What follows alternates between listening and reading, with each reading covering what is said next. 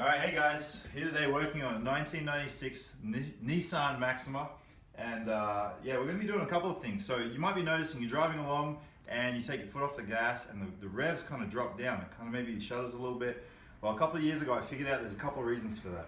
First, you got to do an oil change. You got to take care of making sure your oil's serviced. So we're going to do an oil change on this car today. We're going to do the oil filter, and then what we're also going to do is we're going to clean the throttle body out. And I've noticed that the throttle bodies, even if you're putting premium unleaded fuel in there, if you clean the throttle body out at least once a year, you're going to find that drop in revs is going to go away. It's going to run a lot smoother. So I'll show you the area that we're going to do for the throttle body. It's this area right in here that we're going to kind of take the air intake off. If you want, you can clean out your mass airflow sensor, which is in here, with some mass airflow sensor cleaner. And then we can kind of clean this area out in here a little bit. But to do that, I found that it's a lot easier when you're doing the oil change on the Maxima if you actually take the passenger side front wheel off. So we're going to chock the rear wheels, we're going to jack it up, put on some jack stands, we're going to kind of get a nice area to work on, and it's quite a fast job. So here we go. Alright, I'm here with my mate Michael. Hey! Welcome to my YouTube channel. Thank you, Mr. Yeah. Luke. Michael used to work at Arizona's, one of Arizona's premier tire repair stores. So yeah. He's going to show us a little bit about where we're at right now. All right, so right now we're going to start jacking up the car here. We're actually going to loosen up these lug nuts on the wheel so that when we jack the car up, it's already done. We're trying to take this off here so that we can get to the oil filter that's right behind it. So a few important notes here. We want to make sure the back tires are blocked here. See, we got couple pieces of wood here on the back tires and right here. And another thing is you want to make sure your emergency brake is on so the car isn't rolling back on you. So we'll walk back around here and go on to jacking up the car. Here we have our jack stand, which we'll talk about in a couple seconds here. So you need to find a place to jack up the vehicle. So on this one specifically, we chose the frame of the vehicle, and we have a little wood block here, so it protects this metal on metal connection that could potentially mess up the bottom part of the car. So we'll go ahead and start jacking here and see how high we can get it. All right, and then once we got it up there, we're going to use this jack stand and we're going to hang it in the air. Cool. So Michael got the car jacked up for us. It's steady. It just makes the job a lot easier. You can do this job without it by getting your hand up tucked in under this flat, but it's a pain in the butt to do. So what we're going to use here is a 10mm socket. We're just going to take this cover off right here, and then we're going to gain access to the oil filter, which is really easy to take off, provided it hasn't been tightened up too much. So there's tools that you might need if it's been tightened up too much, but if you've got good grip strength, it is a MGL 57356 oil filter for the Nissan Maxima for this particular generation. And then I'm using a synthetic oil. They recommended a 5-weight 30, and this is synthetic. And then what we also need for this job is an air filter, and the MGA 46116 from your local auto parts store will get that. And that will be that. And then to clean out our throttle body, we're using a throttle body and an air intake cleaner. So they're the things that we need for today's job. It's also really handy to have an oil pan for once you empty that oil out. We're going to be emptying it in an oil pan. And then your local auto parts store, basically you just take the old oil back in a container like that, and they'll let you dispose of it for free, which is really great. So we'll take this off, and then we'll drop the sump plug, and we'll drop the oil filter out, and we'll replace them. So we got the cover off. Now you can see in here we've got our belts, and it's a great time just to check your belts' tension and just to see if there's any cracking going on them. These ones are not too bad. And then we have our oil filter right here, which we're going to take off, and we're also going to use, I think, it's a 14mm socket to be able to get off that sump plug. So we'll take that plug out, and it's a good idea too, you know, just up top to release the pressure. This is where your oil is going to go in when we refill it in a few minutes. So just a good idea to let that the pressure out there, and then that way when we do take the sump plug off and break that tension there, okay, it's going to all come out. Now your oil is going to be obviously a dirty color if it's needing changing. If it's pretty black, then just be aware of that. The other thing is if the engine's quite hot here, when you take that out, that oil is going to be quite hot, so just be aware of that. It just doesn't mean you can't change the oil while the engine's hot. It's just you want to be careful. And then when you do take this plug out, you just want to make sure that the copper washer comes out with it and that you catch that before it ends up in the bottom of your oil pan. So we'll take that out. As you can see, okay, I've got that copper washer, it's still attached to my bolt. I'll clean that up in a minute and we'll let that drain into that pan. And in the meantime, if you want to save a little bit of time, I put this on the last time, so I put it on strong enough for me to be able to take it off. But you can take them both off at the same time if you want to save a little time. This is the oil filter. And you want to make sure these oil filters have a rubber ring in here for a seal. Make sure that that rubber ring is still attached to your oil filter. If it's not, it's attached right here, and then you'll put a new one on, and then you'll have a double washer there, and it's going to create problems. So just make sure that you have that ring comes off, and that your new one that you put on has the ring attached to it. So it'll take a couple minutes for that to drain. Once that's all drained, we'll show you what's next. All right, so we spent a couple minutes letting that oil drain out, and we realized, look, the car's been jacked up on this side. It wouldn't happen unless Michael had brought this up, so good job, bro.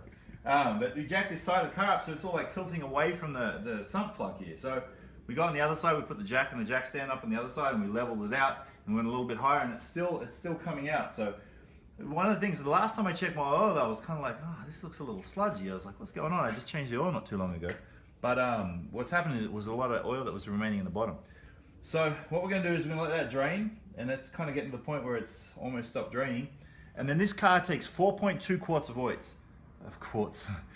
4.2 quarts of oil. So what we're going to do is, because this is a 5-quart jug, we're going to pour about 0.8 of a quart through and kind of flush that rest of that oil out. This is a trick my dad taught me when I was younger, that we just flush that, use those extra, 0.8 of a quart that we have in this bottle to flush that extra oil out at the bottom. We've got a little filter here. Sorry, it's a funnel, and we'll use that. And we'll just keep an eye on when we have 4.2 quarts left in this jug. That's when we'll put the plug back on. Put those sides back here. Yep. And see how this is nice and golden. This is clean oil, brand new. Okay. So while he's doing that, just so you guys can see here, on this other side, we jacked it up a little bit higher than the right side so that the oil would drain out to the right. So.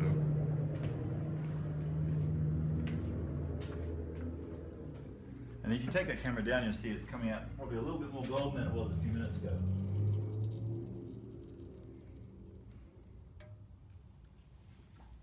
Right. So now I've got 4.2 quarts of oil left in this jug.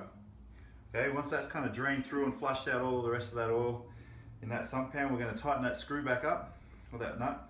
And then we're going to pour the rest of this oil in, and we'll have the right amount of oil in our engine. Alright, so we're just getting towards the end where this new golden oil is coming out. And all I'm going to do is just get a little bit of that oil and just rub it around the inside of this filter in here. And just so I lubricate that washer. Okay? Some people fill it up with oil. I left a little bit more than 4.2 quarts in that container just so it would fill this up. And then I'm going to screw it on. Okay? Make sure it's not cross-threading. Oh, it's not liking that. So we're going to screw it on there. That's why I just need to put a little oil on the threads. Okay, and that washes off there. I'm going to screw that on, and then once that goes on nicely, we're going to put this plug back in this hole. Great. Stop it there. All right, so I've tightened that up. That oil filter's on there as tight as I can get it with my hands, almost, because I want to be able to get it off with my hands next time. It's firm. I mean, I've tightened it really quite tight. And then this one I'm using down here is that 14mm socket. I'm tightening it up really good, because the last thing you want, the last thing you want is that thing to come off. Then your engine pan gets completely drained of oil, your car overheats, and it's no good anymore. You want to make sure there's always oil in your engine. So I've tightened those two up really good. And the next job, we're going to move over and start doing our air filter and our throttle body. Yeah. All right, so we're putting this wheel back on here. Just a quick safety tip: when you're tightening these lug nuts, you usually want to go in a star pattern, so it'll look like this. It just tightens the wheel evenly, and then we'll do another tighten once the wheel's back on the ground. Beautiful star pattern. Thank you. And just show them that covers back on there. Okay, I mean, if you're doing this job without actually taking this cover off, you're kind of having to get your hand in under here and going up for the oil filter under there. But you can still see your sump plug screw right there. That's on nice and tight. And then we're going to go up and we're going to actually put the oil in the, we're going to put the oil in, and we're going to pour all these 4.2 quarts of oil in there. And then we'll start working on our air filter. And we'll clean out our mass flow, airflow sensor, and then we'll get into the throttle body right there. Sweet. Alright, we're over here at the airbox. We have the airbox here, which has got a couple clips. One there, one on the back. And then there's probably usually one in here, but I don't have one on my car. Then we've got a couple plugs here, okay, for the sensors. So I'm going to pull that plug out. I'm going to pull this plug out. Okay, then you're going to notice down here there's a bracket. So if you're just doing the air filter, you don't have to worry about that. If you're just doing the air filter, you can just pull this airbox up. You can pull the air filter out. You can have a look at it, okay? If you go outside and you can see broad daylight through there, like you can see that sun coming through there, it's okay. If you can't, it's getting a little bit blocked up by all the dust and things. And for me, it's time for me to replace it because I can't see light through there anymore. So I just put a new air filter in there, make sure it's sealed correctly, close that back up. But we're going to go one step further because our throttle is not quite hitting the right spot. So our revs are dropping when we take our foot off the gas and when we're slowing down. So we're going to go in here, we're going to take these off, and we're going to get access to our throttle body, and you're going to see how dirty it is, and we're going to clean that out. Alright, so what I've taken off here is this little bracket, and you find this little bracket is just down here, okay? Mass airflow sensors in there, it's just behind it, and it's just a 10mm socket, and you take that out. What that allows us to do then is for this whole thing to come out. So what we're going to do, we're going to take these little clamps off, okay? Pull that off out of there, and take this off here. We're going to pull that hose off there, and then we have a hose clamp that's down in here, which we're going to loosen just using a screwdriver. And what that's going to allow us to do then is to take this whole airbox off. When this whole airbox comes off, we're going to have access to our throttle body. Alright, I wasn't planning on cleaning this, but I thought, you know, I've thrown mass airflow codes before. If you take it to one of the auto parts guys and ask them to run a code, if it's throwing like a check engine light in a car, then what you want to do is if it says mass airflow, you can just clean this. Sometimes it just gets dirty. And what you use is mass airflow sensor cleaner, okay? And then if you have a look inside here, this is the airbox that we took off. Mass airflow sensors inside there. And then if you have a look inside there, you see a little wire right in the middle. Can you get that? Yeah, I think so, yep. Yeah, so we're just going to spray that with quite a bit of this. And we're going to let it sit out here in the sunshine to dry for a bit because you don't want it to be still on there, going back on the car wet. So we'll make sure we have a clean shot and we'll spray through. This is stuff you want to make sure you do outside. This stuff will get you pretty high pretty quick. It's not good for you at all. So once we spray that pretty thoroughly, we'll just let it sit out here in the sunshine to dry. Alrighty-o, so we've taken the airbox off, we've cleaned the mass airflow sensor, and what we're noticing is that we don't actually have it's not too dirty. My throttle body is not actually as dirty as I thought it was. You can kind of see, Michael, if you let that flap a little bit, okay, right where that seal is, and then open it up again, okay, right where that seal is around the edges is kind of a little darker on the inside. When I first cleaned this, it was absolutely just built up and gunked up, but thankfully it's not too bad this time. But you might be seeing your vehicle and you might be looking at it going, oh man, this looks terrible. Well, that's probably the cause of your problem right there. So this car has you know, a cable throttle, and so when you put your foot on the gas, you'll see these things move and it'll allow more air to go in the engine, and so those things will open up and close. More modern cars have what's called an electronic throttle body. This is an old school one. This is on a 1996, but yeah, thankfully we can just move that with our fingers and get in there and clean it. And what we use is a toothbrush, and we use that cleaner that we showed you earlier. All right, so I've got my toothbrush, and sorry I didn't tell you about this earlier, guys. Find an old toothbrush, it really helps. We've got our throttle body air intake cleaner. And what we want to do is around this area of the flap that we have open right now, okay, right where that flap closes, right on the edge there, let close, Michael. There we are, right in there is where we want to clean, just on the other side of this flap. So we're going to open it right up with our fingers. We're going to get our throttle body cleaner and we're going to spray in there, right around the edges. And it's quite high pressure. And don't be afraid to use some of this stuff. The pressure, as well as the alcoholic base that it's in, we'll do a good job of cleaning that area up in right in there. And you're going to wonder what's going to happen with all those fluids. If you keep that flap open, it's going to allow those fluids to evaporate. So once again, make sure you're in a well ventilated area. And then we're going to go in there with our toothbrush. We're going to clean like we're scrubbing our teeth. We're going to go all around on the bottom, and we're going to do the same thing on the top. And you can see how black that is. And that's not even a really dirty throttle body. But we're just going to keep scrubbing that. And once we've scrubbed it, then we're going to spray it again. You're going to keep working that all the way around until you've got it nice and clean. And then I'll use some more of the spray, loosen it up. Okay, and again, we're going to go back at it with a toothbrush. And make sure that area so that the air flows through there nicely. The reason that throttle's dropping is because the amount of air that's getting in there at low idles is not quite right. And so this is how we're going to make sure we're getting a nice even keeled deceleration, and we're getting the right amount of air into our cylinders. All right, now as you can see, much cleaner. Okay, that whole area in there and behind that flap too, we've cleaned out with that throttle body air cleaner, and we've also used the toothbrush in there, and it looks much better. And we've allowed time for our mass airflow sensor to dry. And so it's just a matter of putting this all back in, putting those hoses back on, clipping the clips back in, and putting our new air filter in. And then we're going to drop the car back off the jack stands. Michael's going to use those guns and he's going to tighten up those lug nuts. Yes, and we're good to go. Cool. So we've tightened this one up, tighten this one back up, put this one back on, put that hose back on too. That's important. We want to make sure that we connect these for the mass airflow sensor and then also for here. And then we're going to put our new filter in. Okay, new filter. We're going to open up the filter box. Kind of seat it in there because sometimes it kind of the new rubber. So it's nice and flush. I'm going to put these bad boys back on. 1, 2. And I've got my third one down here. I'm missing my fourth. They're all clicked in. Okay. We're going to drop it, tighten up the lug nuts, and then we'll fire it up. Alrighty, we're doing our last final check. Okay. We're going to make sure that our car's ready to go. So we want to make sure we move these blocks out of the way. So when we back up, we're not driving over them. We want to do our final check on our lug nuts. Make sure they're nice and tight.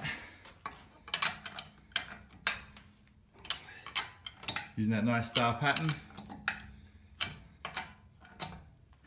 Fantastic. All right, we want to make sure all our caps are back in. That's nice and tight. Okay, all of these being put on back. Got our air filter in. We make sure that we've got our sump plug in, really important, and our oil filter. Okay, all of that oil is going to go in here. We're going to take it back to our auto parts manufacturer, our dealer, and then we're going to start her up. And she might sound a little rough at first. Okay, we've got all of that junk in there from cleaning out. But this is my Maxima. She's done 235,000 miles.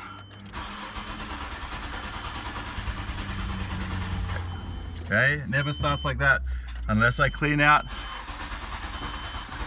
the throttle body. And then she'll start a little rough, but wait till she gets going, just clearing out all that junk. All right, now I just rev it a bit. It takes a couple of times, don't be afraid.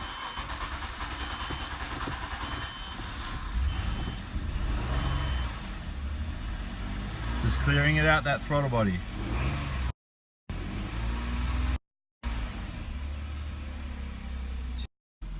Alright, yeah, guys, I want to see where the revs are sitting at. About 800 RPMs. Okay, this car is old faithful. She starts first time every time. So what I wanted to show you with that last video is that when you've cleaned that throttle body out, you sprayed all that junk in there to clean out all of that buildup, it's got to pass through your cylinders and out the rear end of the car. So just firing it over those 4 times and just holding it with the gas on until she fires, is just clearing that out. Once it's all cleared out, purring like always, and she'll start first time every time from here on out. Thanks, guys. We'll see you next time. Thanks, guys.